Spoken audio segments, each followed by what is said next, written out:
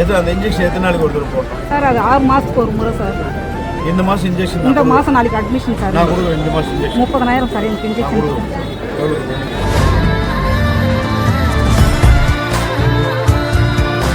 அட யாரு சார் நீங்க? உங்க நல்ல மனசு இருக்கு பாருங்க, அதுதான் கடவுள். இந்த மாதம் இன்ஜெக்ஷன் நான் கொடுக்குறேம்மா, போடுமா. அது போய் அடுத்த 6 மாதத்துக்கு பார்த்துக்கலாம். கொடுக்குறேன்.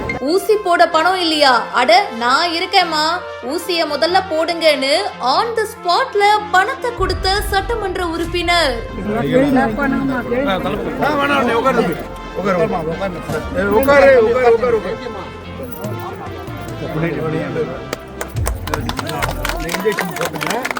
அடுத்து நான் பண்ணித்தரேன். பாராட்டி தள்ளும் பொதுமக்கள். இப்ப நான் பார்த்தேன், 30,000 இன்ஜெக்ஷன் கொடுக்குறேன், வாங்கி போய் போடுங்க.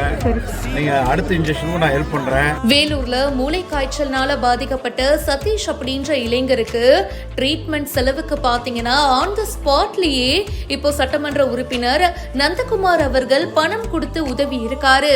என் பையங்க சிவில் இன்ஜினியரிங் படிச்சான், நல்லாதான் இருந்தான், திடீர்னு காய்ச்சல் வந்து இப்படி ஆயிட்டான், ஹாஸ்பிட்டல்ல நிறைய செலவாகுது, நாங்க சாதாரண குடும்பத்தை சேர்ந்தவங்க அப்படின்னு அவங்க அம்மா ஒரு பக்கம் கவலையோட சொல்லிட்டு இருக்காங்க.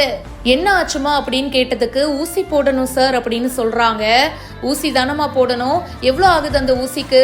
30,000 ரூபாய் தானே, இப்போ நான் கொடுக்கறேன்னு ஆன் த ஸ்பாட்லயே இந்த விஷயத்த கேள்விப்பட்டதும் ஏபி நந்தகுமார் அவர்கள் அந்த இளைஞருக்கு உதவி இருக்காரு. அடுத்த 6 மாசம் கழிச்சு இன்னொரு இன்ஜெக்ஷன் போடணும்ல, அதுக்கும் நான் ஹெல்ப் பண்றேன். உங்களுடன் ஸ்டாலின் திட்டத்துல மனு அளித்த இந்த இளைஞருக்கு மருத்துவ செலவு எல்லாத்தையுமே திமுக மாவட்ட செயலாளர் அணைக்கட்டு சட்டமன்ற உறுப்பினருமான ஏபி நந்தகுமார் அவர்கள் ஏத்துக்கிட்டாரு. அந்த ஃபேமிலியே மனம் நெகிழ்ந்து போயிருக்காங்க.